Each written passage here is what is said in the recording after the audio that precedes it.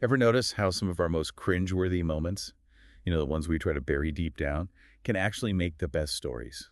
It's funny, right? Like that thing we try to avoid at all costs, embarrassment, can actually be a gold mine when it comes to connecting with people. Yeah. And today, we're diving into exactly that.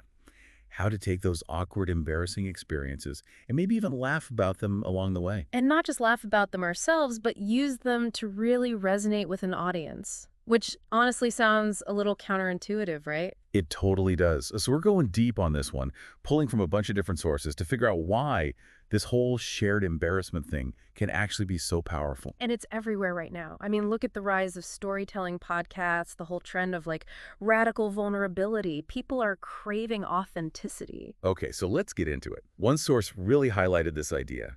Sharing embarrassing stories, especially with a good dose of humor, can be a huge hit. What do you think makes that work? A few things, actually.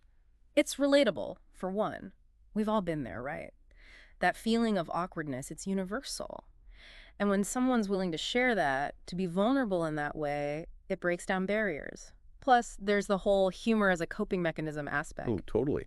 This one source even suggested, what if, instead of just telling our own stories, we invite guests or listeners to share theirs? Like a call-in show. I love that. Right. Imagine the content. It's genius. And honestly, it taps into something we see working all over, like these really popular storytelling podcasts where people share like super personal stuff, often to hilarious effect. I know exactly what you mean. Like that show, Mortified, where people read their childhood diaries out loud. Cringe-worthy gold. Exactly, because we relate to it on such a human level. It's like finding the humor in those situations we usually try to hide makes us feel less alone and less flawed, you know? Totally. It's like vulnerability becomes this weird, unexpected strength.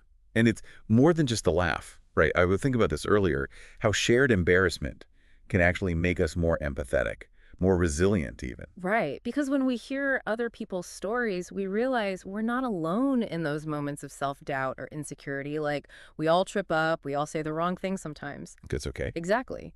And humor can really help us process those negative experiences. It allows us to reframe them, even find the funny side. And research backs this up. Humor is a powerful coping mechanism, Mm. not only for ourselves, but also for bonding with others. That reminds me of this one time. Okay, so picture this. High school talent show. I'm convinced I'm the next Beyonce. Oh no, I can already see where this is going. Let's just say the microphone and I had very different opinions about how high that note should go. Mortifying in the moment, but now, total go-to funny story. Which is exactly the point.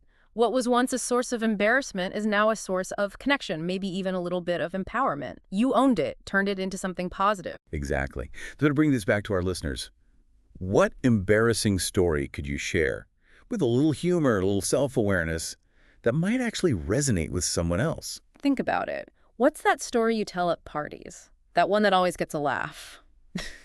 There's power in that, maybe even content gold. And who knows, maybe by sharing our most awkward moments, we can actually help someone else feel a little less alone in theirs. Now, wouldn't that be something? It really would.